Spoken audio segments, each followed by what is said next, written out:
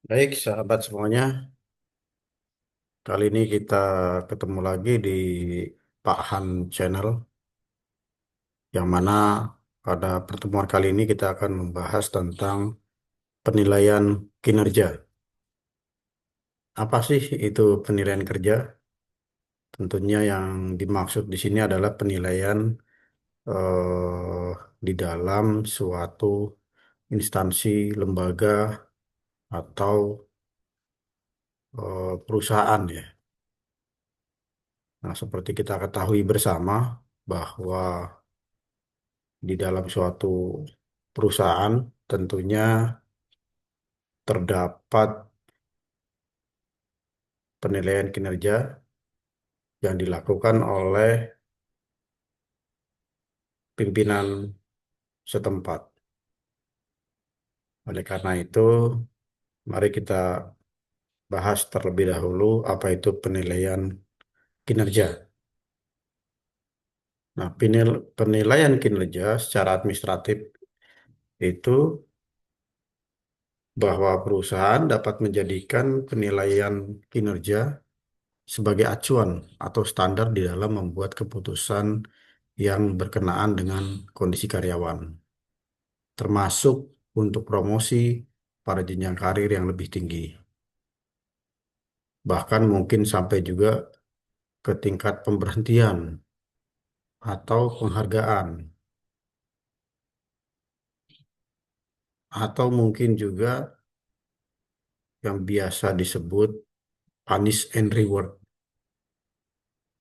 Jadi, di sisi lain, dalam penilaian kerja ini juga dilakukan pengembangan, yang mana pengembangan-pengembangan ini adalah untuk memotivasi dan meningkatkan keterampilan kerja, termasuk pemberian konseling pada perilaku karyawan dan menindaklanjuti dengan pengadaan pelatihan. Nah, di sisi lain, ya, jika kita bicara tentang penilaian kinerja, tentu ada juga yang namanya kepuasan kerja, di mana kepuasan kerja itu adalah sikap emosional yang menyenangkan sebetulnya dan mencintai pekerjaannya. Sikap ini dicerminkan oleh moral kerja, kedisiplinan, dan prestasi kerja. Jadi ketika seseorang di dalam suatu instansi perusahaan, ketika dia telah melaksanakan pekerjaannya dengan baik dan mendapatkan penilaian yang baik pula oleh pimpinannya, maka seseorang itu akan merasa puas dengan apa yang telah dilakukan. Nah, kepuasan kerja ini dapat dinikmati sendiri ya oleh yang bersangkutan karena memperoleh rewards atau memperoleh pujian, bahkan juga mendapatkan promosi. Di samping itu juga meningkatkan motivasi untuk melakukan pekerjaan-pekerjaan yang lebih menantang. Nah, di sini ada faktor-faktor yang mempengaruhi kepuasan kerja, yaitu diantaranya adalah balas jasa yang adil dan layak, penempatan yang tepat sesuai dengan keahlian. Jadi ketika seseorang itu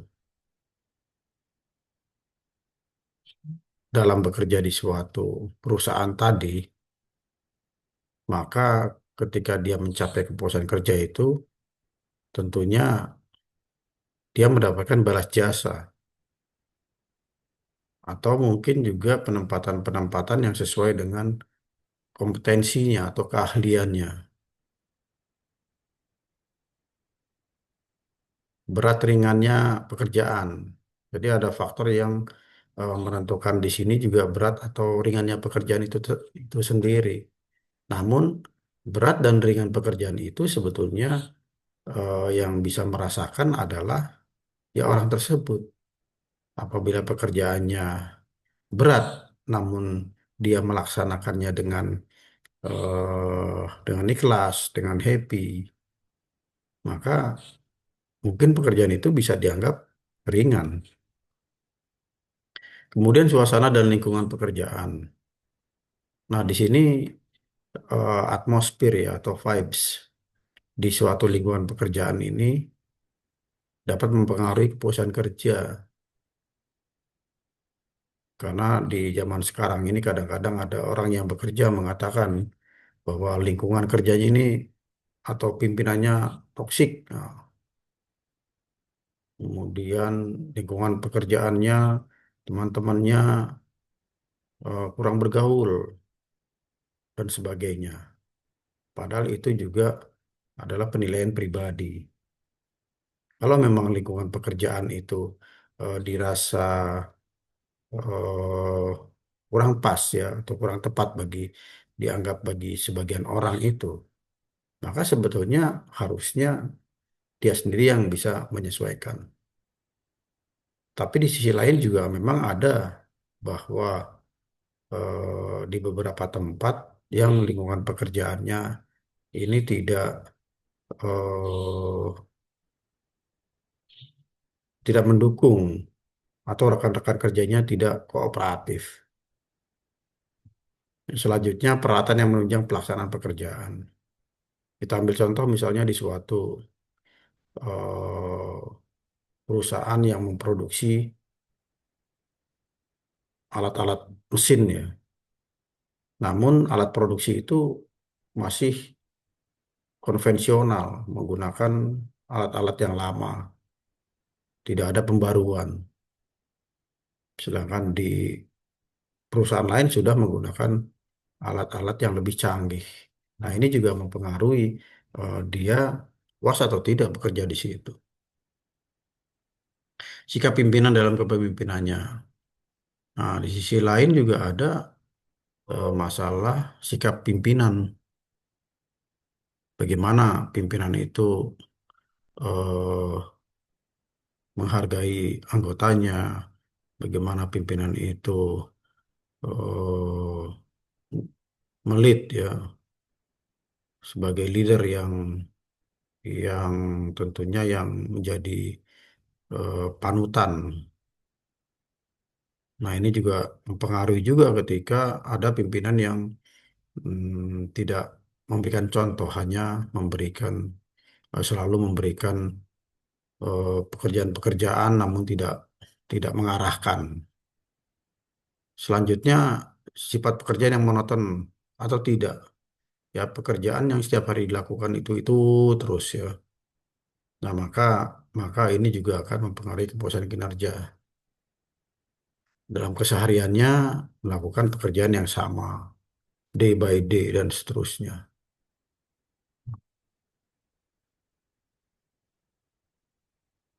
Oke, untuk selanjutnya,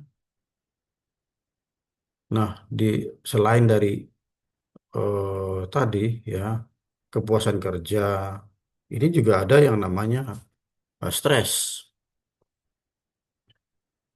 Bahkan stres ini bukan hanya dialami oleh eh, orang yang bekerja di bawah tekanan ya, tapi stres di sini adalah suatu kondisi yang mempengaruhi emosi, proses berpikir pada seseorang.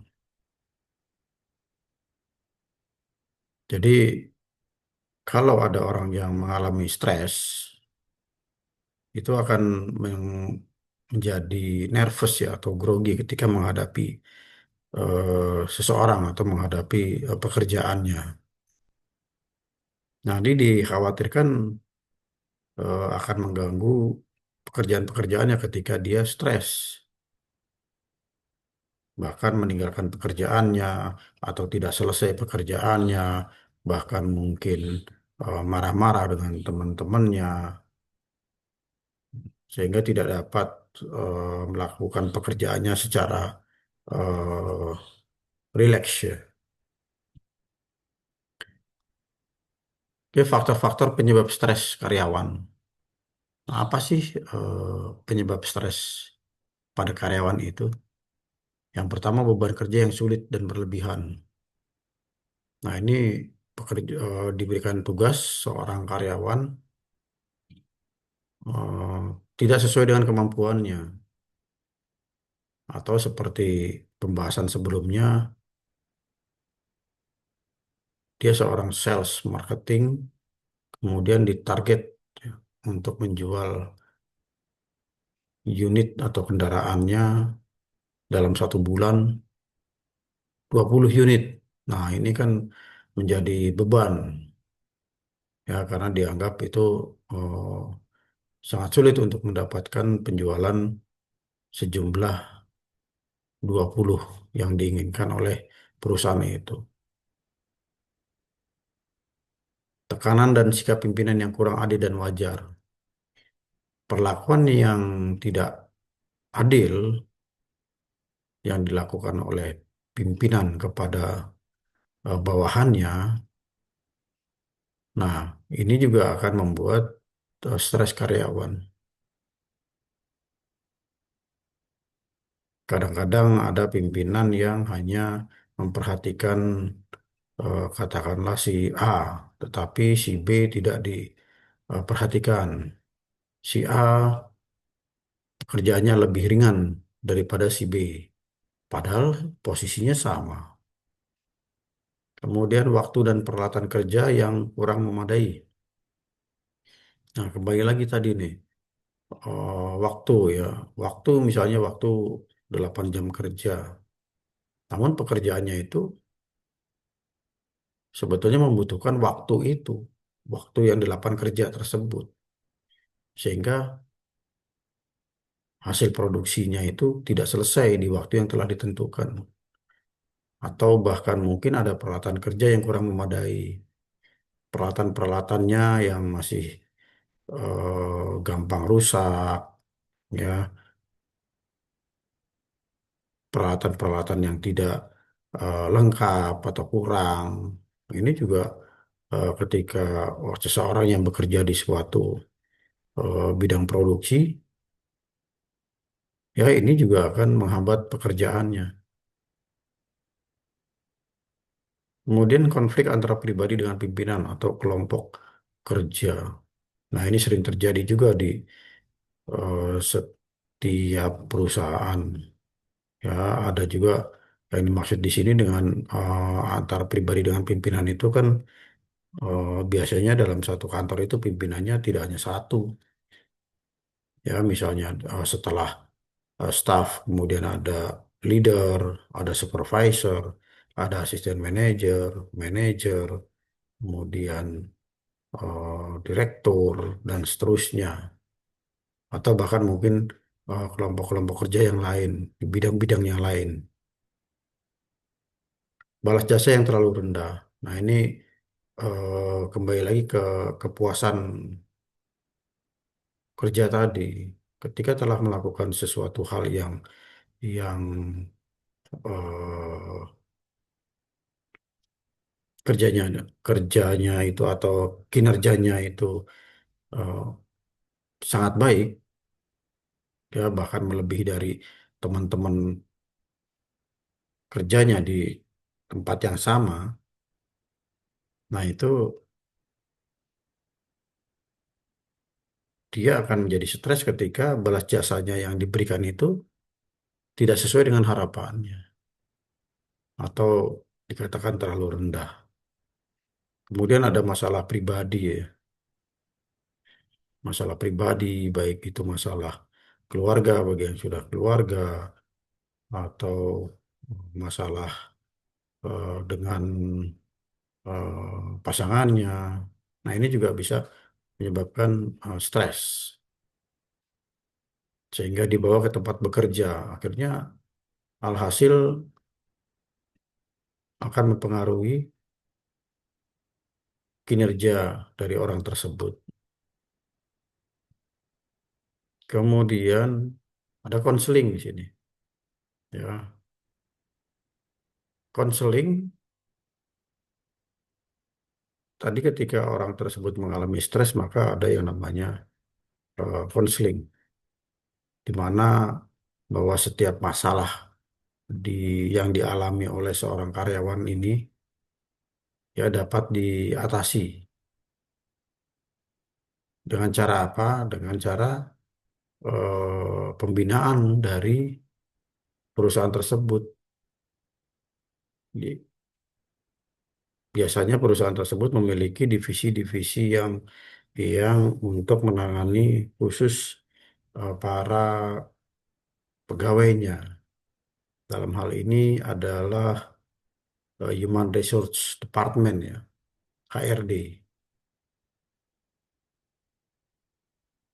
Nah, setiap orang yang mengalami tadi ya stres, kemudian ketidakpuasan bekerja, ya ini perlu di, perlu ya perlu dilakukan konseling, di mana tujuannya ini untuk membuat orang-orang itu menjadi lebih efektif dalam masalah mereka, tentunya masalah di pekerjaan ya.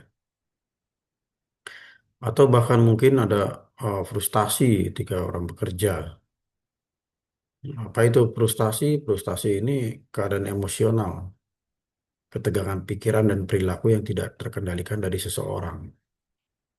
Atau bahkan mungkin di tempat kerjanya itu bertindak aneh-aneh yang dapat membahayakan dirinya atau orang lain. Nah, ini keadaan frustasi ini di dalam suatu instansi ya sangat membahayakan karena apa? Dapat mempengaruhi kredibilitas perusahaan tersebut.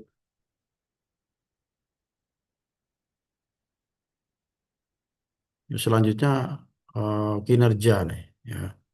Karena kita membahasnya adalah penilaian kinerja, nanti ada kinerja, kemudian disiplin kerja, bahkan mungkin kepuasan kerja tadi ya mempengaruhi. Jadi kinerja ini merupakan performance atau unjuk kerja. Kinerja dapat pula diartikan prestasi kerja atau pelaksanaan kerja atau hasil unjuk kerja. Ketika seseorang itu telah menyelesaikan suatu pekerjaannya dan dilakukan evaluasi dan menghasilkan suatu pekerjaan itu yang telah dilakukan atau unjuk kerja dalam hal ini, itulah yang dinamakan kinerja. Jadi suatu hasil. Hasilnya bisa berupa hasil yang baik, bisa hasil yang kurang baik. Oleh karena itu ada yang namanya KPI, ya, Key Performance Indicator.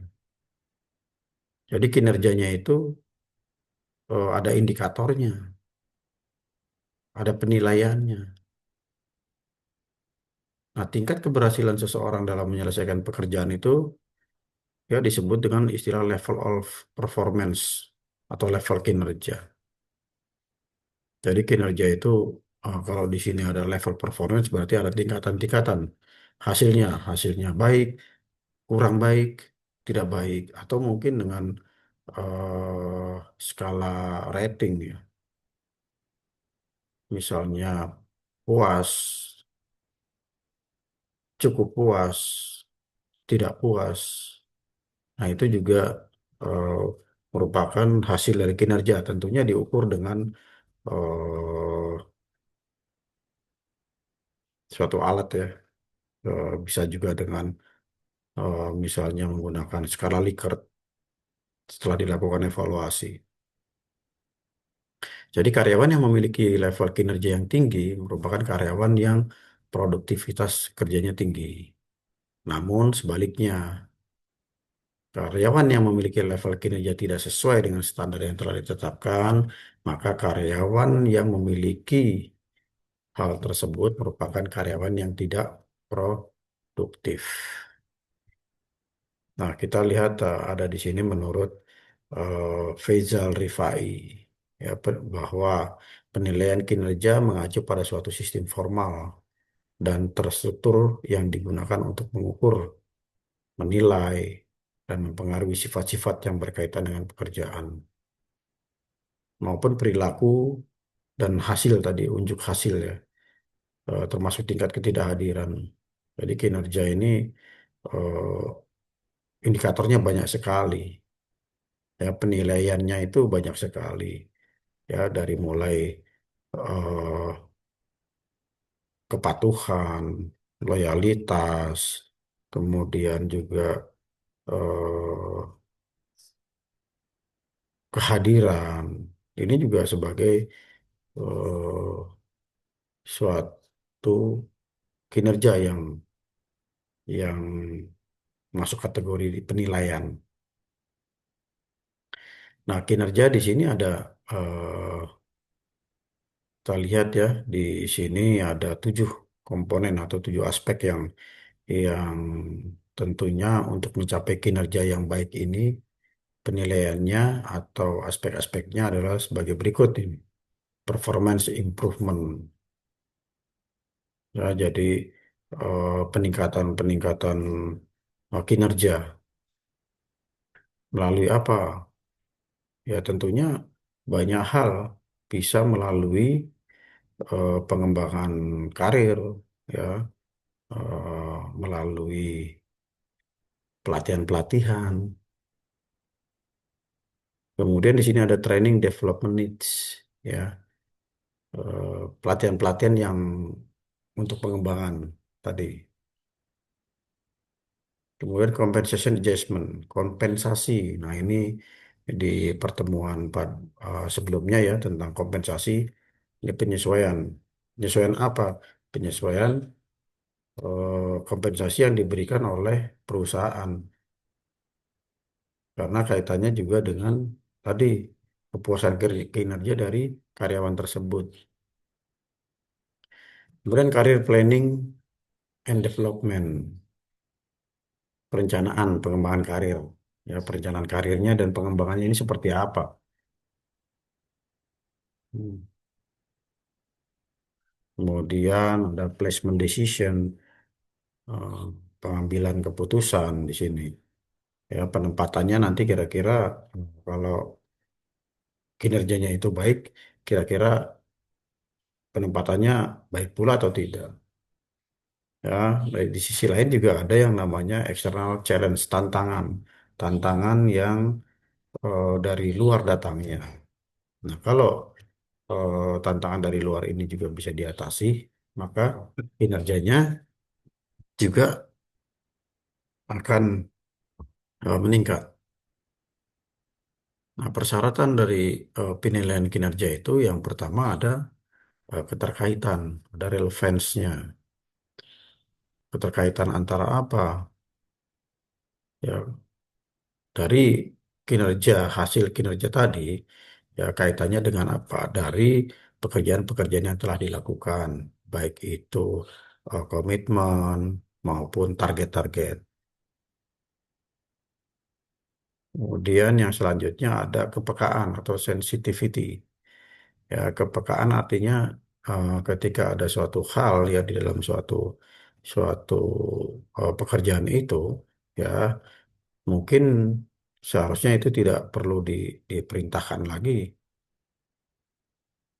bahkan langsung dikerjakan karena biasanya pekerjaan-pekerjaan rutin yang sifatnya berupa laporan itu tidak harus diminta terlebih dahulu, sudah disiapkan. Ya, jadi dari kepekaan atau sensitivity ini adalah melakukan pekerjaan-pekerjaan yang rutinitas, ya, yang mana setiap bulannya misalnya membuat laporan, ya, itu tidak perlu diminta atau diarahkan lagi, tetapi langsung melaksanakan pekerjaan-pekerjaannya.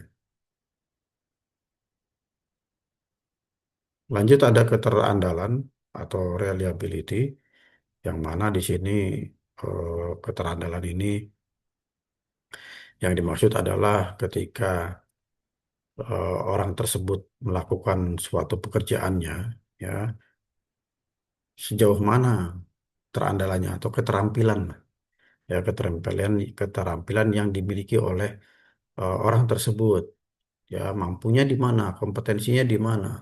Nah, ini juga menjadi salah satu penilaian kinerja.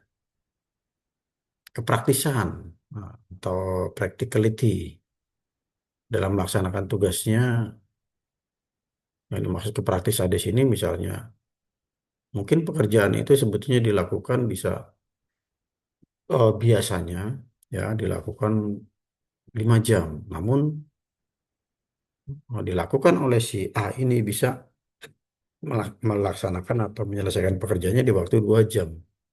Nah, ini yang dibutuhkan oleh suatu perusahaan dalam hal ini pimpinan tentunya. Kemudian dapat diterima acceptability. Nah, hasil dari pekerjaan-pekerjaan itu dapat diterima, bukan asal kerja, bukan asal selesai, tetapi pekerjaan itu dilakukan ya sesuai dengan standar operasional prosedur atau protapnya. Ada elemen pokok di dalam sistem penilaian kinerja ini. Yang pertama di sini ada pengukuran, nih. Pengukuran dan pengumpulan data. Jadi hasil kerjanya dikumpulkan dulu, ya. Kemudian umpan balik dan wawancara. Dalam hal ini, apabila seseorang ini akan dilakukan promosi, ya karena kinerjanya ini dianggap baik, ya maka dari pihak Human Resource Department ini akan menindaklanjuti. Kemudian dibuatlah dokumen penilaian. Jadi dari tiga ini, dari pengukuran dan pengumpulan data, kemudian dilakukan cross-check dengan wawancara, ya, kemudian ada pembuatan dokumen penilaiannya. Terus hasilnya gimana, hasil dan ratingnya? Nah, ini hasil dari kinerja itu, ya, di sini dari kotak 4 di sini tentunya bisa ditentukan nih, kira-kira pimpinannya mau menempatkan orang yang kinerjanya baik tadi di mana? Apakah pengembangan karyawan?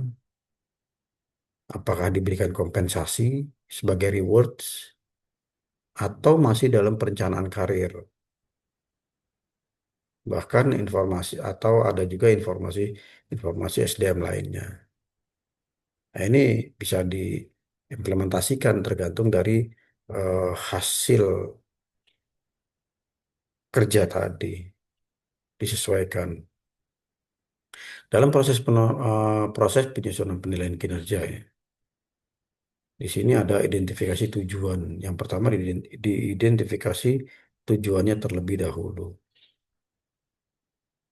Dalam rangka apa? Dalam rangka untuk mengetahui sejauh mana hasil-hasil pekerjaan yang telah dilakukan. Kemudian menetapkan standar terhadap suatu jabatan. Kita pernah bahas tentang job analysis, di mana di situ telah ditetapkan setiap orang dalam bekerja pasti memiliki jabatan. Ya, jabatannya staf pelaksana, jabatannya staf akunting, jabatannya misalnya juga mungkin ada di marketing dan sebagainya. Kemudian menyusun sistem penilaian kinerja. Sistemnya seperti apa? Karena di setiap perusahaan pasti berbeda-beda ya. Kalau tadi penilaian kinerjanya yang pertama tadi, ya, yang di sini masuk elemennya. Di aplikasi hasil ini berbeda-beda, tetapi di sisi lain di perusahaan juga ada menetapkan seperti ini. Didiskusikan dulu hasil penilaian kinerjanya dengan karyawan. Tapi kalau di yang pertama tadi wawancara, ya, umpan balik, baru dilakukan penilaian kinerja karyawan. Setelah itu tidak lanjutnya seperti apa? Nah, tergantung kembali lagi ke perusahaan tersebut. Nah, kalau di sini ada metode penelitian kinerja.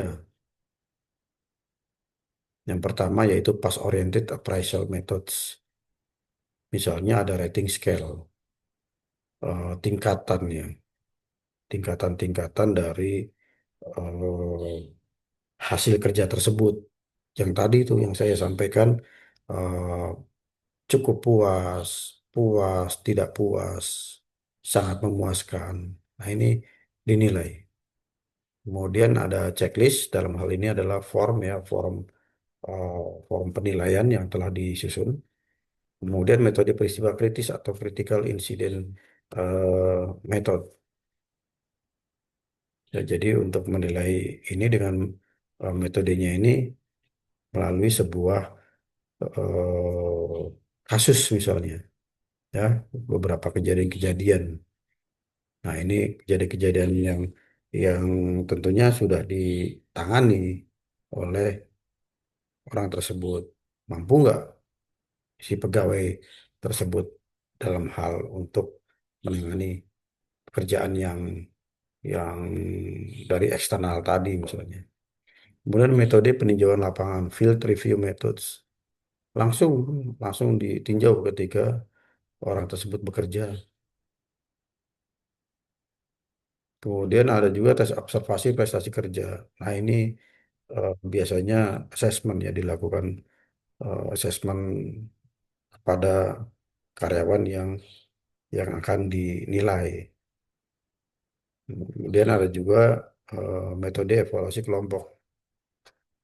Nah, metode evaluasi kelompok ini di beberapa tempat mungkin karena ada orang yang bekerjanya secara tim, ya misalnya dia seorang teknisi, ya karena kadang-kadang teknisi itu tidak satu orang, karena teknisi ini ada shift ya, bekerja biasanya ada yang masuk pagi, siang, dan malam. Nah, ini adalah kelompok, ya kelompok-kelompok ini yang dinilai ya oleh pimpinan tersebut. Kemudian future oriented appraisal method. Nah, ini ada yang saat ini ada metode yang dinilai oleh sendiri. Misalnya diserahkan eh, suatu form, misalnya dianggap untuk menilai sendiri apakah Anda pekerja yang baik, ya, misalnya seperti itu. Apakah Anda sudah mencapai target yang telah tentukan? Itulah yang dinamakan self appraisal. Nah, di sisi lain juga ada penilaian psikologis. Ya, yang dimaksud psikologis ini adalah dampak dari pekerjaan-pekerjaan yang dilakukan terhadap terhadap emosionalnya. Yang tadi yang sudah dibahas, di situ ada frustasi, ada stres, ya. Nah, ini dilihat juga. Kemudian ada pendekatan manajemen by objektif atau manajemen by objektif MBO. Ya, artinya penilaiannya itu betul-betul sesuai dengan apa yang telah dihasilkan. Di sisi lain ada kedisiplinan, ya. Kedisiplinan dalam hal ini adalah kedisiplinan kerja. Kalau tidak tadi kita bicara kinerja, penilaian kinerja. Nah, ini kita sekarang bicara tentang kedisiplinan kerja, di mana disiplin kerja ini mempengaruhi dari kinerja, ya karena hasilnya adalah prestasi kerja. Orang yang disiplin kerja, ya tentunya dia memiliki suatu kesadaran dalam melakukan pekerjaannya. Jadi tidak diperintahkan, pekerjaannya sudah tahu apa yang dilakukan. Atau mungkin datangnya jam berapa, pulang jam berapa. Kemudian kesediaan, dalam hal ini adalah kesediaan menerima perintah dari atasan langsung dan memiliki tanggung jawab. Dalam hal ini adalah ketika atasannya memberikan suatu pekerjaan karena dia tadi sudah bersedia melakukan pekerjaan tersebut, maka harus memiliki tanggung jawab. Nah, apabila dari kesadaran, kesediaan, tanggung jawab ini tadi tidak dilakukan, maka akan terjadi konflik. konflik antar rekan kerja, konflik dengan pimpinan. Ya, karena disiplin bekerja ini ya hasilnya adalah prestasi kerja. Kalau hasil prestasi kerjanya baik, nah itulah yang dinamakan kinerja, ya, hasil kerjanya. Ada indikator kedisiplinan. Ya, di sini ada 7 nih indikator kedisiplinan. Yang pertama tujuan dan kemampuan. Kalau tadi kita bicara kinerja, ini yang nextnya ini selanjutnya ini adalah kita bicara tentang kedisiplinan kerja. Tentunya dalam kedisiplinan kerja ini ada tujuan dan ada kemampuan. Apa sih tujuannya? Nah, dalam suatu perusahaan menetapkan kedisiplinan dalam hal tingkat kehadiran, ya, kemudian dalam hal melaksanakan pekerjaannya, kemudian teladan pimpinan. Ada juga pimpinan ini harus memberikan contoh, ya karena sebagai eh, teladan bagi anggotanya. Ada juga yang namanya waskat, ini pengawasan yang melekat.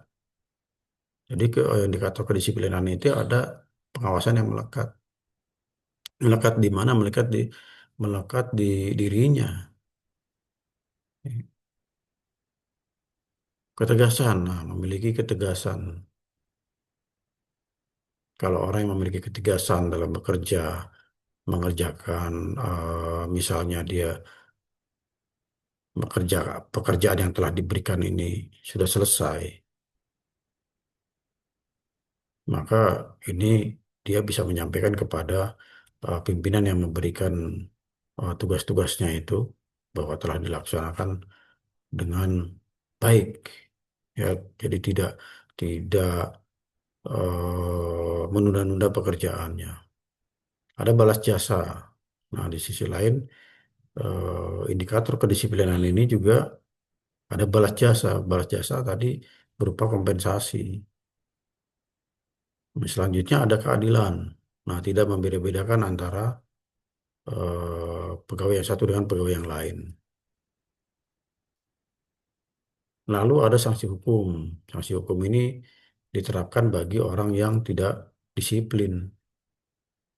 Ya, kalau ada punish and reward, yang baik kinerjanya itu diberikan reward, yang tidak baik atau bahkan melakukan eh, kriminal, maka akan disanksi dengan eh, hukum yang berlaku. Ada peraturan dalam disiplin, ya. Di sini peraturannya sangat diperlukan untuk memberikan bimbingan dan penyuluhan bagi karyawan dalam menciptakan tata tertib yang baik di perusahaan. Peraturan apa itu? Ya tentunya peraturan yang telah dibuat di dalam buku pedoman di dalam suatu perusahaan. Karena dengan adanya tata tertib, ya dengan adanya kedisiplinan, maka semangat kerja, moral kerja ini akan dapat berjalan dengan efisien. Bahkan efektivitas kerja karyawan ini akan meningkat. Namun bisa dibayangkan ketika dalam suatu perusahaan itu tidak ada kedisiplinan, tidak ada peraturan, nah, maka hasilnya juga eh, sudah dapat diperkirakan ini pasti perusahaan itu tidak akan dapat bertahan lama. Baik, mungkin itu pada pertemuan kali ini yang dapat saya sampaikan. Sampai bertemu di pertemuan-pertemuan atau pembahasan materi selanjutnya. Terima kasih. Assalamualaikum warahmatullahi wabarakatuh.